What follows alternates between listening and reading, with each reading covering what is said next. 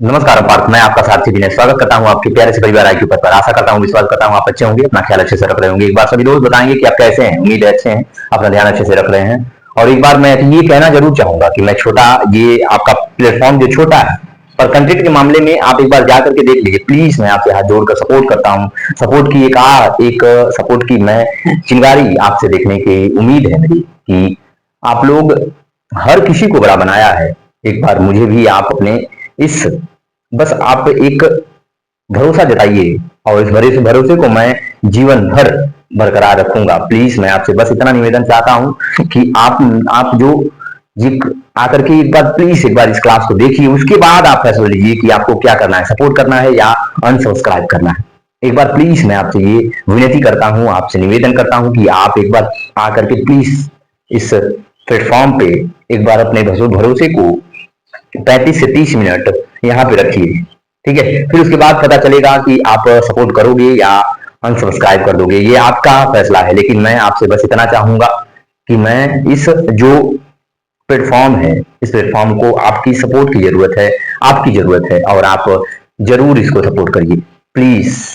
आज हम लोग इतिहास में पढ़ने वाले हैं इसको, दिल्ली सल्तनत के बारे में। और दिल्ली सल्तनत में सबसे पहला जो वंश आया था वो कौन था? गुलाम वंश। क्योंकि गौरी जब 1206 ईस्वी में खक्खर जनजातियों से लड़ता है, उस समय वो इसके कितने गुलाम थे? 3 गुलाम थे। एक तो एल्दौज था, फिर कुवाचा था और कुतुबुद्दीन ऐबक था। इन तीनों में से गौरी ने किसको सल्तनत को, दिल्ली सल्तनत की राजशाही सौंप दी दिल्ली सल्तनत को। उसने किसको सौंपा? कुतुबुद्दीन ऐबक को सौंपा था। कुतुबुद्दीन ऐबक क्या था? इसका गुलाम था। और दिल्ली सल्तनत पे अधिकार पाने के लिए इन तीनों गुलामों की आवश्यकता, इन तीनों गुलामों की सहायता से वो दिल्ली सल्तनत के और उसके आसपास के क्षेत्रों पर कब्जा किया था। कौन? गौरी। तो मोहम्मद गौरी के कितने गुलाम थे? 3 गुलाम थे। एल्दौज था, कुवाचा था, और फिर उसके बाद एक और था, क्या नाम था उसका? कुतुबुद्दीन ऐबक था। और आज हम लोग पढ़ेंगे दिल्ली सल्तनत के बारे में। ठीक, किसके बारे में? दिल्ली सल्तनत। दिल्ली सल्तनत, दिल्ली सल्तनत जिसका एज कितना? 1206 से लेकर के 1526 एडी तक इसका समय 1226 एडी का रहेगा। और 1526 तक इसमें, इसके बाद कौन आ जाता है आपका? उसके बाद मुगल वंश आ जाएगा। 1226 के बाद कौन? मुगल वंश आ जाता है। ठीक है, तो दिल्ली सल्तनत का जो पहला वंश था, पहला पहला वंश पहला वंश कौन था? पहला वंश कौन था? जिसे कहते हैं गुलाम वंश। गुलाम वंश, इसे ही मामलूक वंश कहते हैं। मामलूक वंश, इसे क्या कहते हैं? गुलाम वंश कहते हैं। इसे ही मामलूक वंश कहा जाता है। इसे ही एलवरी वंश कहा जाता है। किसको? इलवारी वंश भी कहते हैं। इसे ही क्या कहते हैं? इलवारी वंश कहते हैं। इलवारी, इसे ही इलवारी वंश भी कहा जाता है। तो गुलाम वंश को कितने नामों में विभक्त किया जाता है? 3 नामों से। कई नाम हैं गुलाम वंश के, कौन कौन से हैं? पहला कौन है? गुलाम वंश, मामलूक वंश, इलवारी वंश इसको कहते हैं। तो आप यहाँ पे हम लोग हेडिंग डालेंगे कौन से? गुलाम वंश के बारे में। गुलाम वंश, यहाँ पे गुलाम वंश के बारे में थोड़ा सा पढ़ेंगे कि इसके संस्थापक कौन थे। गुलाम वंश का संस्थापक कौन था? गुलाम वंश का दिल्ली सल्तनत की भी स्थापना इसी ने किया था। ठीक है, क्योंकि जब देखते हो, जब इस पे मोहम्मद गौरी जब कब्जा करके चला जाता है, मोहम्मद जो कुतुबुद्दीन ऐबक को ये सल्तनत सौंप करके, तो इसका जो दिल्ली सल्तनत की स्थापना और गुलाम वंश की स्थापना, दोनों की स्थापना किसने किया था? कुतुबुद्दीन ऐबक ने किया था। तो इसका लिखोगे गुलाम वंश व दिल्ली सल्तनत। दिल्ली सल्तनत, दिल्ली सल्तनत, गुलाम वंश और दिल्ली सल्तनत की स्थापना संस्थापक कुतुबुद्दीन ऐबक। कौन था?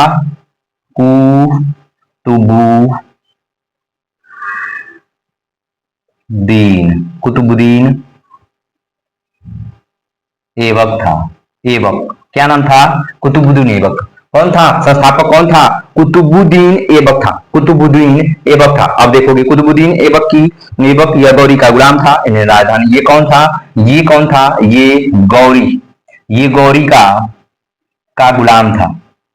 लिखिएगा, इतना पूछेगा आपसे, वन लाइनर क्वेश्चन पूछ लेता है, और आप डायरेक्ट क्वेश्चन ये पूछता है आपसे एग्जामों में, डायरेक्ट क्वेश्चन पूछता है। ठीक है, तो गौरी का ये क्या था, गुलाम था। और फिर उसके बाद कौन था, फिर उसके बाद इसकी उपाधि क्या थी, इसकी उपाधि भी यहीं पे लिखोगे, उपाधि। ठीक है, इसकी उपाधि भी आप लिखोगे, कौन, गुलाम, जो इसका कुतुबुद्दीन की उपाधि, कुतुबुद्दीन ऐबक की उपाधि क्या था, कुतुबुद्दीन ऐबक की उपाधि मलिक की उपाधि ली थी, सिपह सलार की उपाधि दी थी, इसने किसकी, मलिक की उपाधि ली थी। इसको यहां लिखूं क्या भैया, रुको, यहां लिखता हूं, कुतुबुद्दीन ऐबक की उपाधि, उपाधि, उपाधि क्या, किसकी, मलिक की उपाधि ली थी, मलिक की उपाधि ली, सिपह सलार की उपाधि ली थी, सिपह सलाह, सिपह सलाहार, सिपह सलार, सलाहार, सिपह सलाहर, सिपह सलाहर की उपाधि ली थी इसने, किसकी, मलिक की उपाधि ली, सिपह सलाहर की उपाधि ली थी, सलाहर की उपाधि ली थी, लाख वक्त की उपाधि ली थी, कुरान खां की उपाधि ली थी, लाख वक्त, लाख वक्त, लाख वक्त की उपाधि ली थी, लाख वक्त की उपाधि ली थी, लाख वक्त की उपाधि ली थी, लाख बक्स, लाख बक्स है, वक्त ने लाख बक्स की उपाधि ली थी। और फिर उसको कुरान खां की उपाधि ली थी, कुरान खां की उपाधि ली थी। और फिर उसके बाद इसकी राजधानी क्या थी, राजधानी, इसने अपनी राजधानी कहां बसाया, इसने अपनी राजधानी लाहौर बसाया, लाहौर, इसने अपनी राजधानी क्या बनाया था, लाहौर को बनाया था। इसने अपनी राजधानी कहां बनाया, लाहौर बनवाया था, लाहौर, इसने अपनी राजधानी को लाहौर बसाया। ठीक है, फिर आगे चलते हैं कि कुछ और। ठीक है, इसने कुतुब मीनार का निर्माण शुरू किया। इसने देखोगे तो कौन नाम था, कुतुबुद्दीन, क्या नाम था इनका, कुतुबुद्दीन बख्तियार काकी, कुतुबुद्दीन बख्तियार काकी, बख्तियार,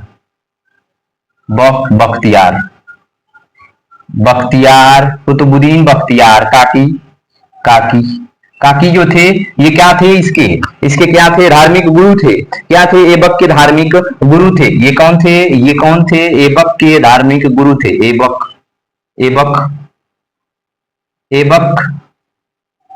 के धार्मिक गुरु थे। कौन थे, कुतुबुद्दीन बख्तियार काकी जो थे, ऐबक के धार्मिक गुरु थे, और धार्मिक गुरु थे। इनकी याद में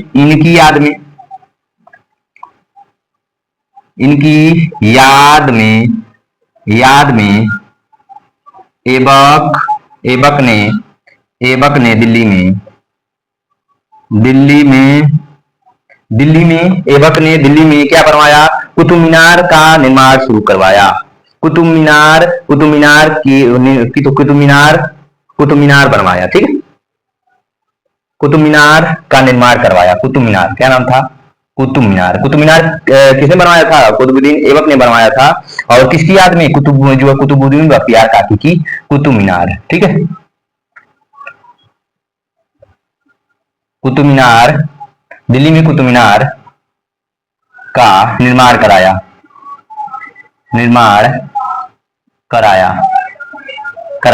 ठीक है, कराया था।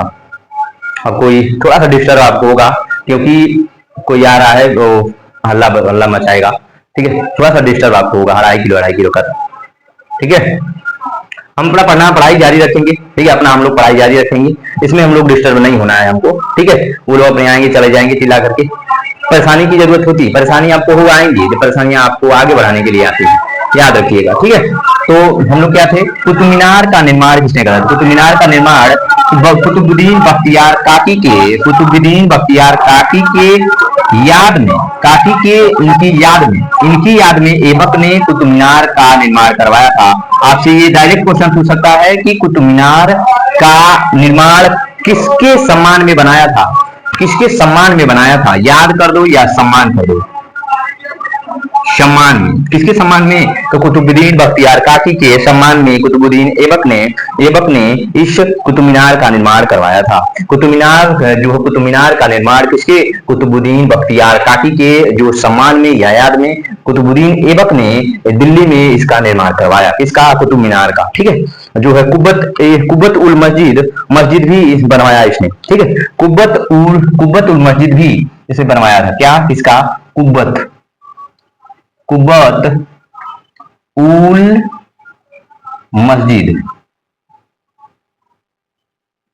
कुब्बत उल मस्जिद भी इसने बनवाया, कुब्बत उल इस्लाम मस्जिद। ठीक है, कुब्बत उल इस्लाम मस्जिद भी इसने बनवाया था, कुब्बत उल इस्लाम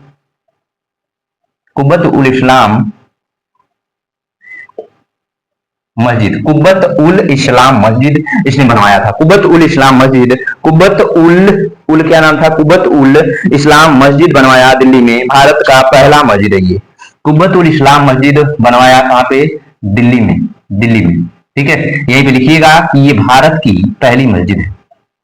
क्या थी ये, भारत की फर्स्ट, भारत की पहली मस्जिद। आपसे पूछेगा कि भारत की पहली मस्जिद कौन है, कुब्बत उल इस्लाम मस्जिद है जो दिल्ली में बनी हुई है, और कुतुबुद्दीन ऐबक ने इसको बनवाया है। किसने, कुतुबुद्दीन ऐबक ने इस मस्जिद को बनवाया है। इस मस्जिद का निर्माण किसने करवाया, कुतुबुद्दीन ऐबक ने। ठीक है, फिर उसके बाद आप यहाँ पे आ जाओगे, कौन, जो अढ़ाई दिन का झोपड़ा, क्या नाम था, अढ़ाई दिन का झोपड़ा, अढ़ाई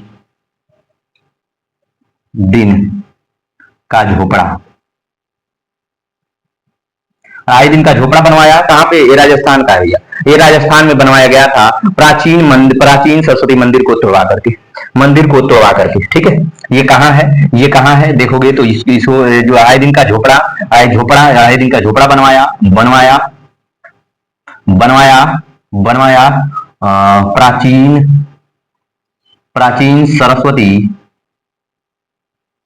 प्राचीन सरस्वती मंदिर को तोड़कर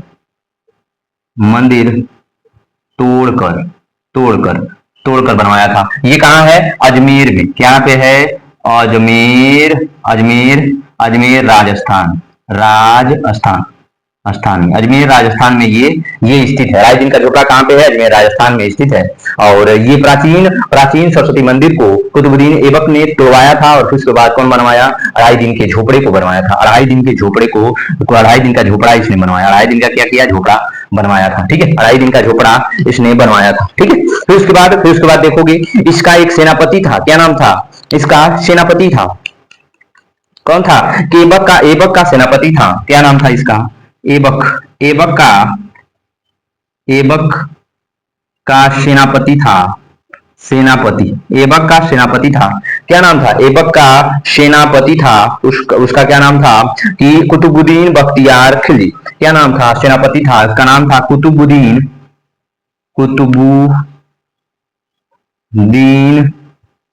बख्तियार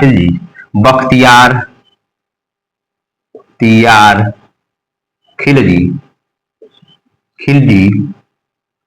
इसने बख्तियार खिलजी ने इसने नालंदा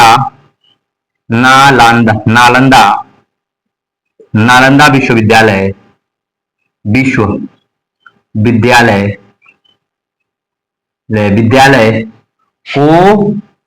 को तोड़वाया था। और नालंदा विश्वविद्यालय कहाँ पे है, अब नालंदा विश्वविद्यालय का जो है निर्माण किसने किया था, कुमारगुप्त फर्स्ट ने किया था, गुप्त वंश का राजा था, कुमारगुप्त फर्स्ट ने किया था, गुप्त वंश का राजा कुमारगुप्त फर्स्ट ने बनवाया था। कुमारगुप्त फर्स्ट ने इसका निर्माण करवाया। और फिर उसके बाद ये कहाँ है, ये बिहार में स्थित है। ये क्या है, ये ये ये बिहार में स्थित है, स्थित स्थित है। ये बिहार में स्थित है। नालंदा विश्वविद्यालय कहाँ पे है, नालंदा विश्वविद्यालय बिहार में स्थित है वर्तमान में। इसको किसने तोड़ा था, कुतुबुद्दीन बख्तियार खिलजी ने इसको तोड़ा था। कुतुबुद्दीन बख्तियार खिलजी ने इसको तोड़ा था। भारत में पोलो की शुरुआत ऐबक ने ही की थी। किसने, किसे देखोगे तो भारत में भारत में भारत में पोलो की शुरुआत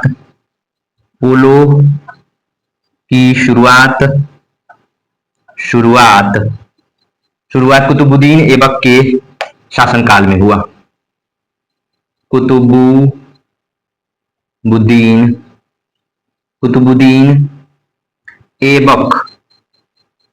ऐबक के शासनकाल में हुआ था। ठीक है, किसके, कुतुबुद्दीन जो है ऐबक के ही शासनकाल में, ऐबक के शासनकाल में किसकी, पोलो की शुरुआत हुई। पोलो पोलो आप जानते हो, पोलो किसे कहते हैं, पोलो आपने देखा होगा, घोड़े पे चढ़ करके लोग हाथ में इतना स्टिक ले लेते हैं और उससे क्या करते हैं, जो बॉल को मारते हैं, गोल करते हैं बॉल को, तो उसे ही पोलो कहा जाता है। तो पोलो की शुरुआत कहाँ हुई थी, कुतुबुद्दीन ऐबक के शासनकाल में पोलो की शुरुआत हुई थी। पोलो की शुरुआत कुतुबुद्दीन ऐबक के शासनकाल में हुई थी। जिसके दरबारी विद्वान कौन थे, तो इसके दरबारी विद्वान थे,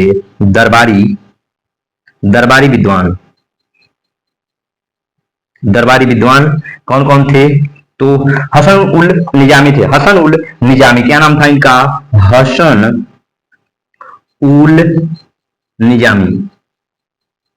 हसन उल निजामी इनका नाम था, क्या था, हसन उल निजामी इनके दरबारी विद्वान थे। किसके, कुतुबुद्दीन ऐबक के दरबारी विद्वान थे। ताज उल मासीर इनकी बुक है। इनकी बुक कौन है, इनकी बुक है ताज उल मासीर।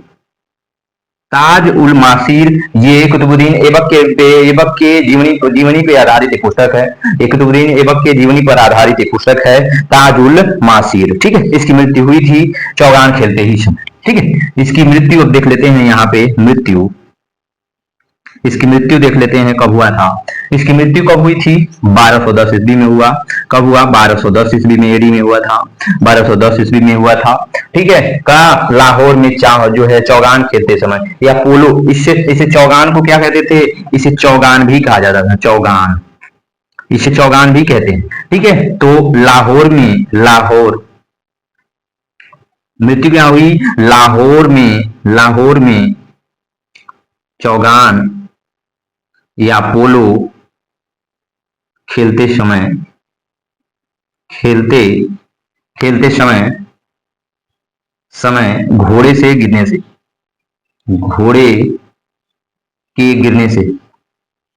घोड़े पर से गिरने से, ठीक है, घोड़े पर से गिरने से इसकी मृत्यु हो गई। गिरने से इसकी मृत्यु हो गई थी। किसकी, कुतुबुद्दीन ऐबक की मृत्यु कैसे हुई थी, तो लाहौर में, इसकी राजधानी क्या थी, दिल्ली की राजधानी लाहौर थी। और लाहौर में इसने चौगान या पोलो खेलते समय इसकी घोड़े से गिरने से इसकी मृत्यु हो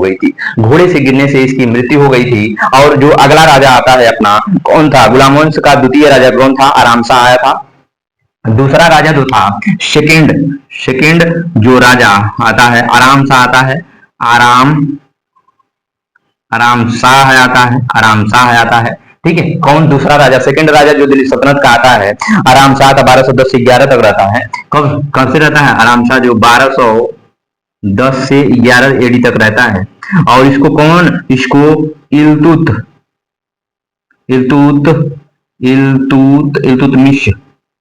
इल्तुतमिश द्वारा हटाया गया। इल्तुतमिश के द्वारा इस आराम शाह को हटाया गया 1210 से लेकर 1212 में देखोगे तो 1212 से लेकर के अब कितने 1212 से लेकर के अब ये 34-35 तक रहेगा। अब इसके बाद कौन राजा आ जाता है, इसके बाद आ जाता है कौन, इल्तुतमिश के बारे में पढ़ेंगे। कल वास्तविक संस्थापक कौन था, जो गुलाम वंश का या दिल्ली सल्तनत का, तो ये वास्तविक संस्थापक इल्तुतमिश था। और संस्थापक कौन था, कुतुबुद्दीन ऐबक था।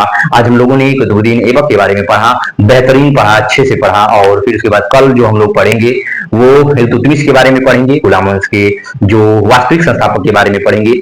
वीडियो कैसी लगी बताइएगा, फीडबैक जरूर दीजिएगा।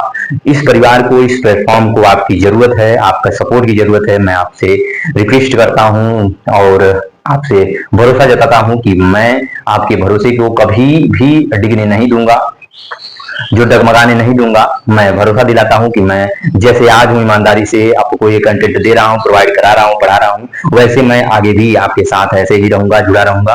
आपके हर कमेंट का, हर जो बात का मैं जवाब दूंगा और आपका साथ भी दूंगा। तो मेरा सपोर्ट करिएगा, मेरे इस कंटेंट को सराहिएगा। और एक बार मैं फिर से आपसे कहना चाहूंगा कि सपोर्ट की बहुत जरूरत है आपको, आप सपोर्ट जरूर करिए प्लीज। नमस्कार।